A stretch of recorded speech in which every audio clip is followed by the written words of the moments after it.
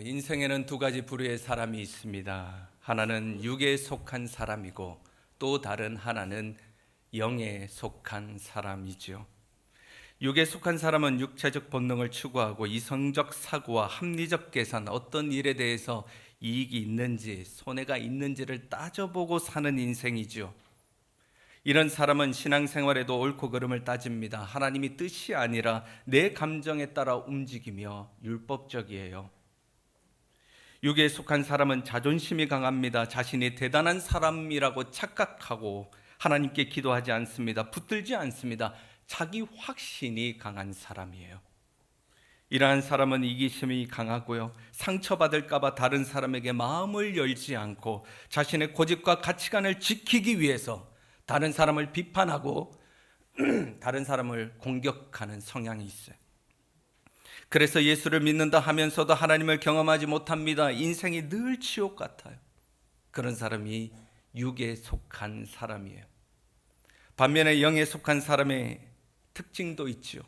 이러한 사람은 내 안에 내주하시는 성령의 음성을 듣고 성령이 주장하시는 대로 살아가는 인생이에요. 이런 사람은 자신의 육을 성령으로 다스립니다. 하나님의 말씀을 신뢰하고요, 복음적이에요. 영에 속한 사람은 자신감이 아니라 자존감이 강해요. 자신이 아무것도 아님을 인정하면서도 하나님을 전적으로 의지하는 인생이죠. 하나님을 확신하는 사람이에요. 이런 사람은 이타심이 강하고 상처난 사람을 위해 자신의 마음을 열고 자신의 연약함과 부족함을 보고 늘 회개하는 인생이에요. 그래서 늘 예수님과 동행하고 하나님 나라를 누리며 살아가는 사람, 그런 사람이 영에 속한 사람이에요. 사랑하는 교회 여러분, 여러분들은 육에 속한 사람인가요? 아니면 영에 속한 사람인가요? 어쩌면 때로는 우리는 육에 속한 사람의 모습으로, 때로는 영에 속한 사람의 모습으로 살아가는지도 모르겠습니다. 오늘 말씀이 육에 속한 사람이 복음을 거부하고 성령을 모독하여 용서받지 못하는 이야기예요. 사랑하는 성도 여러분, 오늘 주어진 말씀을 통해서 육의 사람이 아닌 성령 충만한 영의 사람이 되어서 하늘의 신령한 은혜를 누리는 저와 여러분 되시길 주님의 이름으로 축원합니다. 지난 시간 우리는 예수님이 귀신 들려 눈 멀고 말 못하는 사람을 고치는 장면을 살펴보았죠. 그것은 단순한 기적이 아니었어요. 치유가 아닙니다. 예수님이 그 사람을 묶고 있는 모든 사단의 권세를 멸하시고 그에게 하나님 나라를 선포하시는 이야기였죠. 그런데 이에 대해서 사람들은, 그것을 지켜보고 있는 사람들의 반응은 각각 달랐어요. 어떤 사람은 기적과 치유를 통해서 예수님이 다윗의 자손이요 참 하나님이시오 메시아이심을 깨닫게 됩니다. 그에 반해 또 다른 사람들, 바리새인들은 기적과 치유를 보았음에도 불구하고 예수님을 바알세불을 의지하는 무당과 같은 존재라고 폄하했어요. 여러분, 참 이상하죠. 똑같이 예수님을 만났습니다. 똑같이 예수님의 사역을 경험했습니다. 그런데도 왜 그렇게 사람들의 반응은 각각 달랐을까요? 그 차이는 무엇이었을까요? 여러분, 그것은 성령 충만하느냐, 성령 충만하지 못하느냐, 그 차이예요. 여러분, 예수님을 만났다고 해서 모두가 예수님을 하나님으로 보지 않더라는 것입니다. 여러분, 성령이 임해야 우리가 예수님이 하나님이신 것을 아는 거예요. 성령이 임해야 예수님의 나라가 귀신의 나라가 아니요 바알세불의 나라가 아니요 하나님 나라인 것을 우리가 깨닫게 되는 것입니다. 사도행전 2장에 보면 예수님께서 승천하시고 난 이후에 제자들이 함께 모여 기도할 때 성령이 임해요. 성령이 그들 가운데 내주하시자 기적과 표적이 일어납니다. 귀신이 떠나가고 병든 자 치유되고 예언을 하고 환상을 보는 자들이 생겼어요. 하나님 나라가 그들 가운데 임했던 것이죠. 사도들이 그 성령의 감동을 따라서 밖으로 뛰쳐나가서 유대인들과 이방인을 향해 복음을 증거하기 시작합니다. 너희들이 죽인 예수를 하나님이 죽은 자 가운데서 건져내사 주와 그리스도가 되게 하셨느니라. 주 예수를 믿으라. 그 사도들의 설교를 들었던 그 무리들이 충격을 받아버립니다. 형제들아, 우리가 어찌해야 예수를 믿을 수 있으랴? 그때 사도들이 대답하죠. 회개하고 성령을 받으라. 사도들은 선포했다는 겁니다. 복음을 듣게 하시는 이도 성령 하나님이시요, 우리의 마음을 열게 하시는 이도 성령 하나님이시요, 예수가 구원자시요 하나님이신 것을 믿게 하시는 이도 성령 하나님이시라는 거예요. 성령 하나님이 아니고서는 예수께 나아갈 자가 없다라는 거예요. 그것이 바로 사도들의 복음 전파의 핵심 내용이었어요. 사랑하는 성도 여러분, 성령 충만한 성도님들 되길 주님의 이름으로 축원합니다. 성령이 충만할 때 우리는 예수가 전능의 하나님이심을 체험하게 되는 거예요. 예수님이 내 삶을 고치고 새롭게 하시고 비전과 사명의 인생으로 인도하심을 우리는 경험하게 되는 것입니다. 사랑하는 성도 여러분, 이번 한 주 여러분의 삶 가운데 성령 하나님으로 인해서 여러분의 모든 삶의 영역 가운데 하나님의 나라가 임하기를 주님의 이름으로 축원합니다. 그런데 오늘 본문에서 바리새인들은 성령 충만한 사람들이 아니었어요. 그들은 영의 사람이 아니었습니다. 육의 사람들이었어요. 그러니까 예수님의 사역이 귀신의 사역으로 보이고 바알세불의 역사로 보였던 겁니다. 그러자 예수님은 그 바리새인들을 보면서 이 땅에서 용서받을 수 있는 죄와 용서받을 수 없는 죄가 있다고 말씀하십니다. 그 내용이 오늘 본문 31절, 32절이에요. 31절, 32절을 우리 다 같이 한 목소리로 읽어보도록 하겠습니다. 시작. 그러므로 내가 너희에게 이르노니 사람에 대한 모든 죄와 모독은 사심을 얻되 성령을 모독하는 것은 사심을 얻지 못하겠고, 또 누구든지 말로 인자를 거역하면 사심을 얻되 누구든지 말로 성령을 거역하면 이 세상과 오는 세상에서도 사심을 얻지 못하리라. 아멘. 오늘 본문에서 예수님은 사람에 대한 죄와 인자에 대한 죄는 용서받을 수 있지만 성령을 모독하면 용서받지 못한다고 말씀하시죠. 심지어 성령 모독죄는 이 세상과 오는 세상에서 사심을 받지 못한다고 강조하십니다. 쉽게 말해서 천국 못 간다는 이야기예요. 여러분, 이 땅의 모든 사람들은 살아가면서 죄를 짓죠. 간음죄, 살인죄, 거짓말, 사기, 우상숭배, 시기, 분냄, 이런 죄들을 모든 사람들이 크고 작은 죄 속에서 살아갑니다. 한국은 전 세계에서 치안이 굉장히 좋은 나라라고 평가받고 있어요. 그럼에도 불구하고 지난 30년간 한국 사회 범죄율이 딱 2배 증가했대요. 그런데 우리가 주목해야 되는 것은 성폭력이 5.5배, 폭행 및 강도치사가 6.9배 증가했다고 합니다. 육체 본능적 범죄가 늘어난 거예요. PC방에서 돈 1,000원 문제 때문에 무차별하게 살인이 일어나고 중학생 아이가 게임비를 벌기 위해 초등학생을 살해하는 그런 세상이 됐어요. 죄가 만연한 세상에서 우리가 살고 있는 것이죠. 그럼에도 불구하고 성경에는 우리가 그 죄를 가지고 하나님 앞에 나아가고 회개하고 자복하기만 하면 주님은 어떤 죄든지 용서해 주시겠다고 약속해 주셨어요.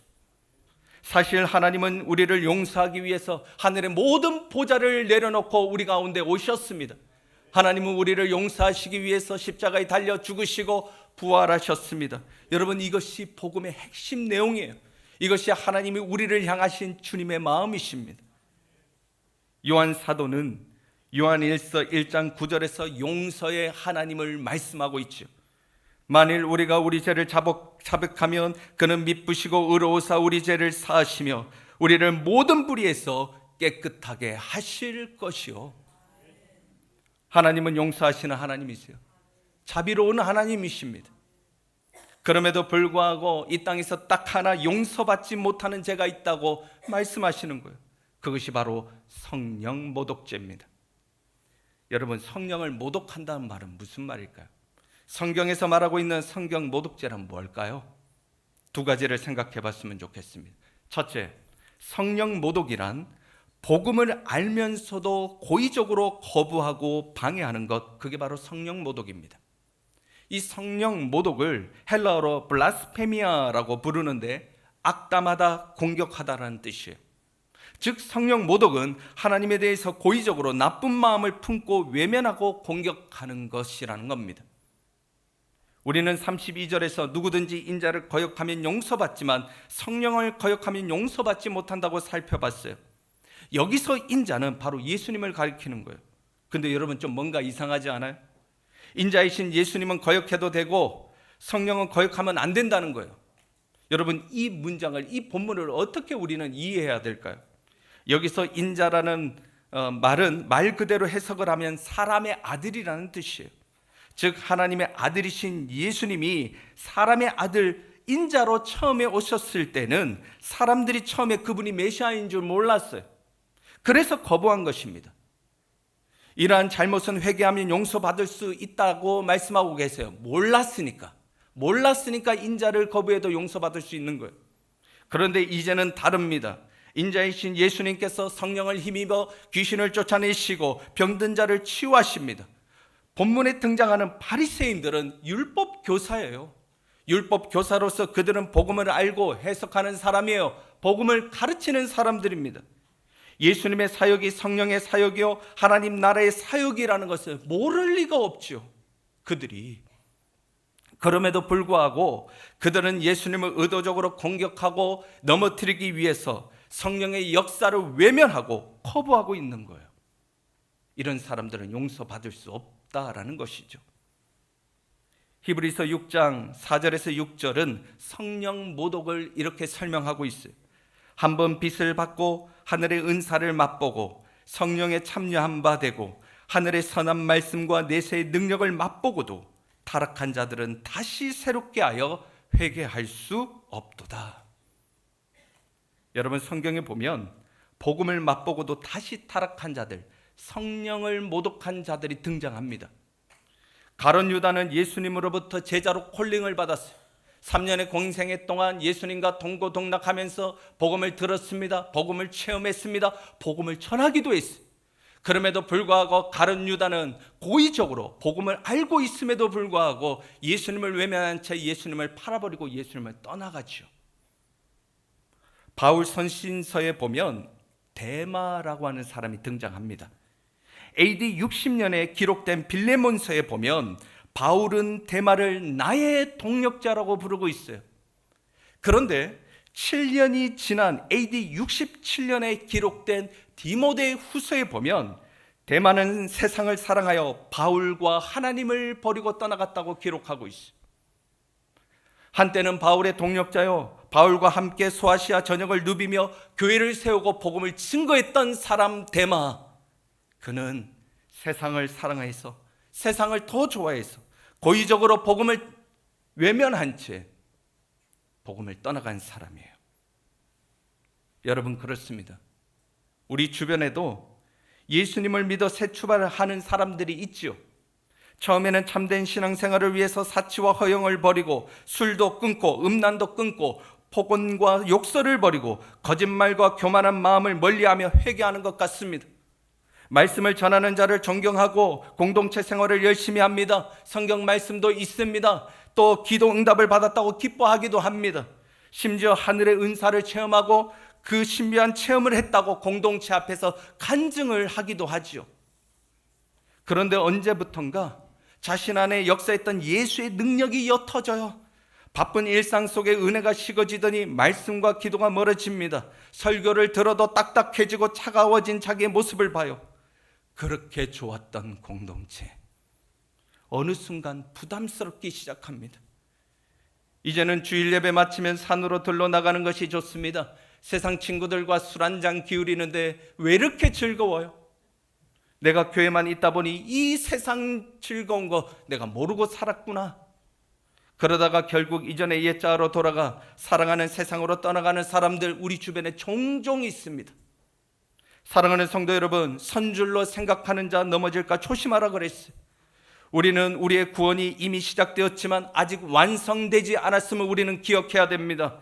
우리가 얼마든지 가룟 유다와 데마와 같이 복음을 알면서도 복음을 경험했음에도 그것을 외면하고 세상으로 나아가는 그러한 자들이 될 수 있다는 거예요.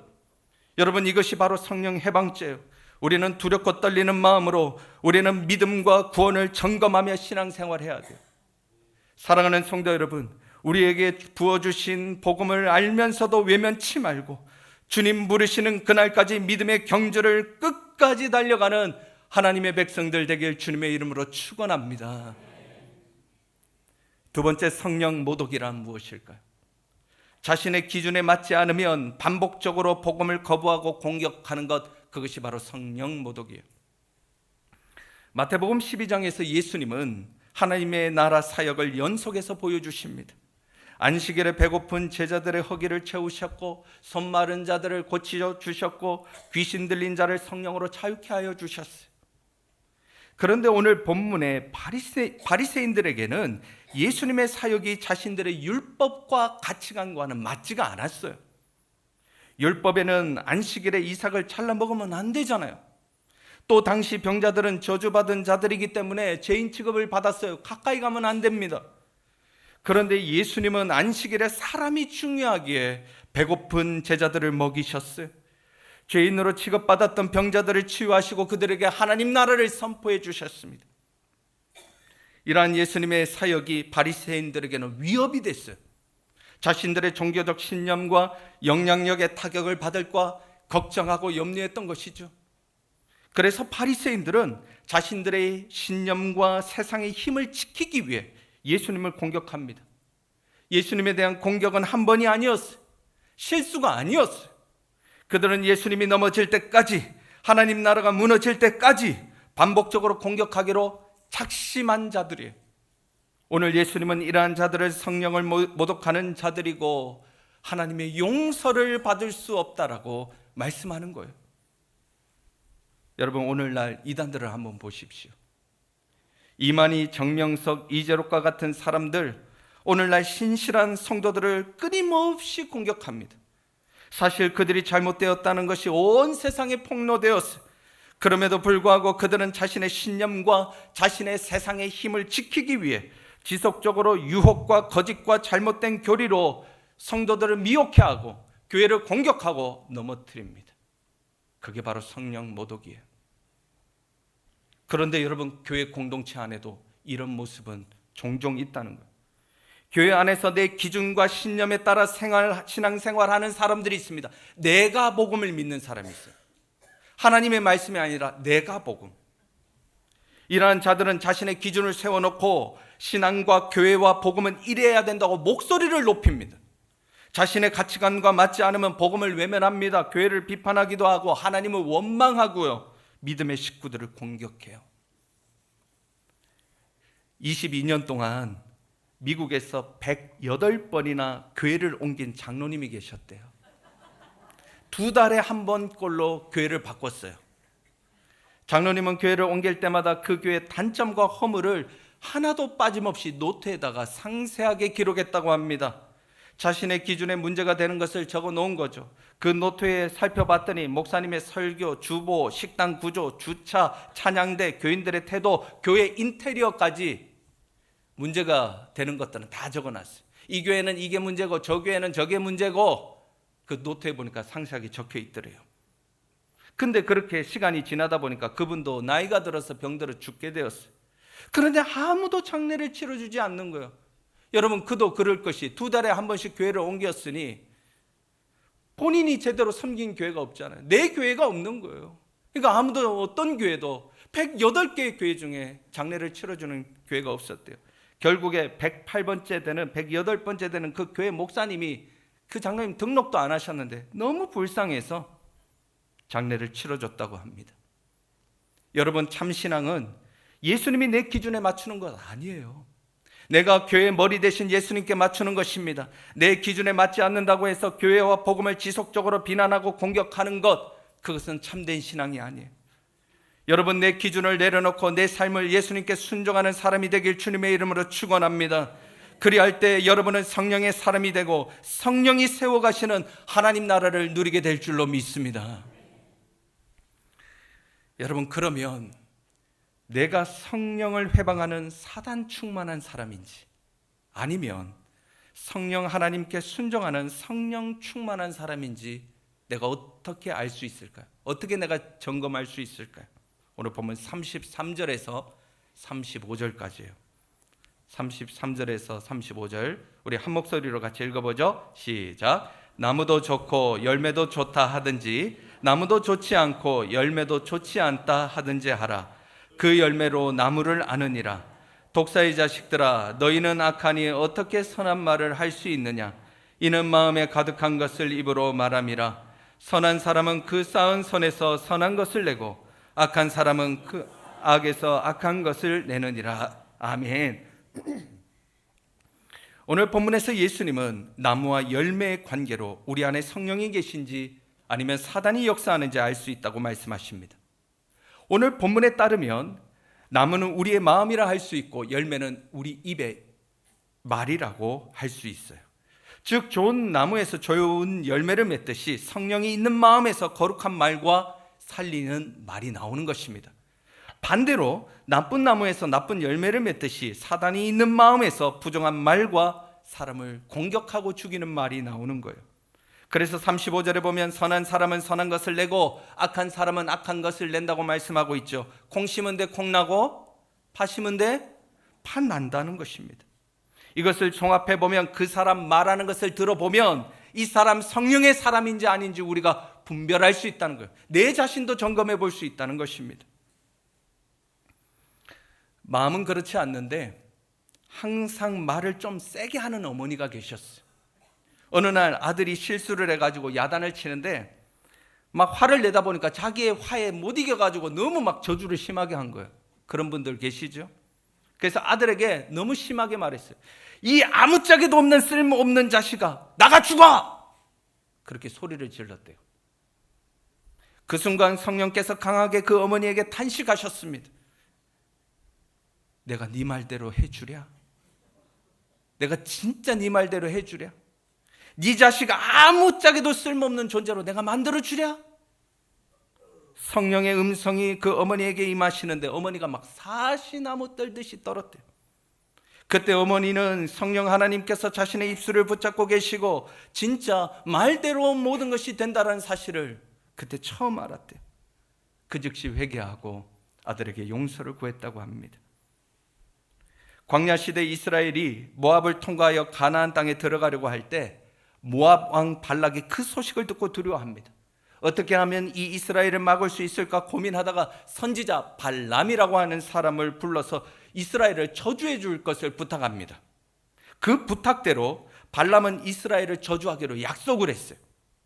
그런데 이스라엘이 모압 쪽으로 진군해 올 때 발람이 이스라엘을 저주하려고 하는데 그때 하나님의 영이 발람에게 임하세요. 발람이 입술을 붙잡아 버리십니다. 그러니까 발람도 모르게 그 입술에서 이스라엘을 향해서 약속한 대로 저주를 쏟아내야 되는데 하나님의 영이 그 입술을 붙잡아 버리니까 저주의 말이 축복의 말로 쏟아져 버린 거예요. 덕분에 이스라엘은 그 발람의 축복대로 모압을 통과하고 가나안 땅에 무사히 들어가게 됩니다. 여러분, 그렇습니다. 성령이 우리 안에 임하시고 우리 안에 거하시면 저주의 말이 축복의 말로 변화될 줄로 믿습니다. 우리는 가끔 무심코 부정적인 말을 내뱉을 때가 있죠. 이놈의 직장 내가 때려치고 말지. 무자식이 상팔자야. 너 자꾸 그러면 호적에서 파버린다. 야, 이혼하자. 이혼해. 그래, 이혼해버려. 아침에 일어나면서 기지개를 펼 때마다 아이고 죽겠다. 내가 저 꼴을 안 보려면 빨리 죽어야지. 여러분이 이런 부정적인 말을 할 때가 있죠. 이것은 여러분 성령의 말이 아닙니다. 이것은 사단이 역사하는 부정적인 표현이에요. 여러분 말에는 권세가 있습니다. 하나님은 말씀으로 세상을 창조하셨습니다. 말씀으로 풍랑을 잠잠케 하셨으며 말씀으로 병자들을 회복시켜 주셨고 하나님은 말씀으로 죽은 자를 살려내셨어요. 우리가 툭툭 내뱉는 말을 통해서 성령 하나님이 역사하기도 하고 사단이 역사하기도 하는 거예요. 그동안 우리가 부정적인 말을 내뱉었다면 우리는 이미 사단에게 우리의 마음을 빼앗긴 거예요. 비판하는 말, 정죄하는 말, 험담하는 말, 거짓말, 불평하는 말, 하나님을 모독하는 말, 그것은 사단이 우리 속에 역사하고 있다고 하는 증거입니다. 여러분, 부정적인 말이 우리 속에서 막 터져 나오려고 할 때 우리는 침묵하고 기도해야 될 줄로 믿습니다. 성령 하나님, 내 안에 차정하여 주시옵소서. 내 입술을 붙잡아 주시옵소서. 내 말을 통해서 예수의 복음이 드러나게 하시고 우리의 삶의 현장에 하나님 나라가 임하게 하여 주시옵소서. 사랑하는 성도 여러분, 이번 한 주를 살아가실 때 우리 모두가 성령의 사람이 되어 성령의 입술로 성령의 능력을 행하는 주의 종들 되길 주님의 이름으로 축원합니다. 한 어머니가 외지에서 공부하고 있는 아들의 기숙사 방에 찾아갔어요. 그 아들의 방문을 딱 여니까 벽에 온 여성들의 나체 사진으로 도배가 되어 있는 거예요. 어머니가 그걸 보고 깜짝 놀랐어요. 그래도 어머니는 아무 말 하지 않으시고 밖으로 나가셔서 성전에서의 그리스도라고 하는 그 예수님 그림을 사다가 아들 방 한쪽 귀퉁이에 그 나체 사진이 쫙 붙여져 있는 그 사진 사이에다가 딱 걸어놓고 집으로 돌아가셨어요. 몇 달 후에 어머니가 다시 그 아들의 방에 찾아갔는데 깜짝 놀랐어요. 그 예수님 사진 빼놓고 전부 나체 사진이 사라진 거예요. 어머니가 궁금해서 어떻게 된 거냐고 묻자 그때 아들이 어머니를 보면서 이렇게 웃으며 이야기했다고 합니다. 어머니, 예수님이 내 방에 들어오시니 다른 더러운 것들은 다 사라져야만 했습니다. 저 그림 때문에 제 방뿐만 아니라 제 심령의 악한 것도 떠나갔습니다. 여러분, 그렇습니다. 성령 하나님이 내 안에 들어오시면 내 안에 모든 악한 것은 떠나가게 되어 있는 거예요. 하나님이 사랑하셨던 다윗 왕은 순간의 유혹을 이기지 못하고 우리아의 아내를 범하지요. 그것도 모자라서 자신에게 충성했던 그 밧세바의 남편 우리아를 그 장군을 최전방으로 보내서 죽게 만듭니다. 여러분, 다윗은 여인을 범했을 뿐만 아니라 살인까지 저지르는 그런 범죄를 하나님 앞에 보이게 됩니다. 그의 추악한 범죄가 폭로되었을 때 다윗은 시편 51편에서 하나님 앞에 통곡하며 회개하며 기도하죠. 하나님이여, 내 속에 정한 마음을 창조하시고 내 안에 정직한 영을 새롭게 하여 주옵소서. 나를 주 앞에서 쫓아내지 마시고 주의 성령을 내게서 거두지 마옵소서. 여러분, 다윗이 살면서 가장 무서워했던 것은 골리앗이 아닙니다. 자기를 죽이려고 쿠데타를 일으킨 아들 압살롬도 아니었어요. 다윗이 가장 두려워했던 것은 자신에게 임했던 그 성령 하나님이 떠나가는 거였어요. 왜냐하면 자신의 앞에 왕이었던 사울 왕에게서 성령이 떠나가는 것을 다윗은 목도했기 때문입니다. 사울은 처음에 왕이 되었을 때 성령을 덧입고 체험하고 엄청난 능력을 행했어요. 그러나 성령이 떠나가는 순간 악령에 시달렸는데 처참하게 그 사울 왕이 무너지는 것을 다윗은 어릴 때부터 보았거든요. 성령이 떠나가면 육의 사람이 되고 성령을 대적하는 자가 되고 저주받는다는 것을 다윗은 분명히 알고 있었어요. 그래서 그가 범죄했던 그 순간에 그토록 성령 하나님 떠나지 말아달라고, 성령을 다시 부어달라고 그렇게 기도했던 것입니다. 사랑하는 성도 여러분, 여러분들은 육의 사람인가요? 영의 사람인가요? 오늘 본문의 바리새인들은 육의 사람들이었어요. 예수님을 보고서도 하나님을 체험하지 못했습니다. 하나님의 나라를 귀신의 나라라고 정죄했고 복음을 거부했던 사람들이에요. 혹시 저와 여러분들이 그런 사람은 아닌가요?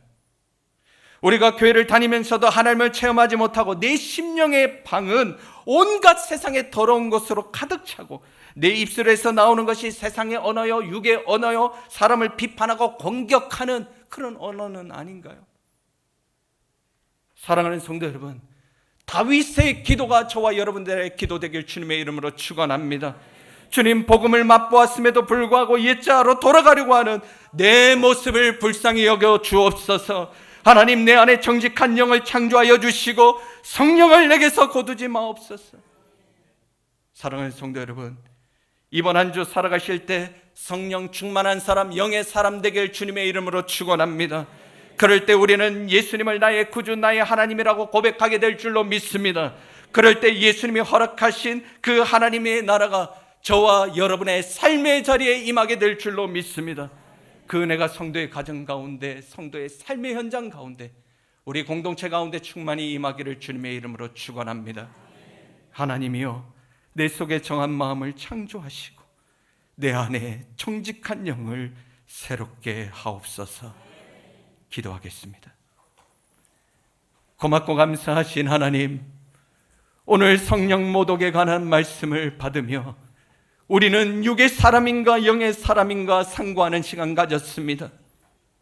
하나님 아버지, 우리가 복음을 듣고 복음을 경험했음에도 불구하고 혹시 우리가 그 복음을 외면한 채로 세상으로 나아갔던 바리새인들, 그 사람들의 모습이 우리의 모습은 아닙니까? 하나님, 두렵고 떨리는 마음으로 이 말씀을 받게 하여 주시옵소서. 하나님, 다윗의 기도가 우리의 기도 되기 원합니다. 하나님, 성령을 우리에게서 거두지 마시고 하나님, 연약하고 부족했던 나의 삶 가운데 성령을 다시 부어 주시옵소서. 정직한 영으로 하나님 다시 일어나기를 원합니다. 우리가 성령을 체험할 때 예수를 우리의 하나님 나의 구주라고 고백하게 될 줄로 믿습니다. 하나님, 우리 인생의 고난과 역경이 임한다 할지라도 성령 하나님 임하시면 그 삶의 자리가 하나님 나라 될 줄로 믿습니다. 이번 한 주 살아갈 때 성령 하나님으로 인해서 이 세상을 이겨나가는 믿음의 권속들 될 수 있도록 축복하여 주시옵소서. 이 모든 말씀 예수님의 이름으로 기도드렸습니다. 아멘.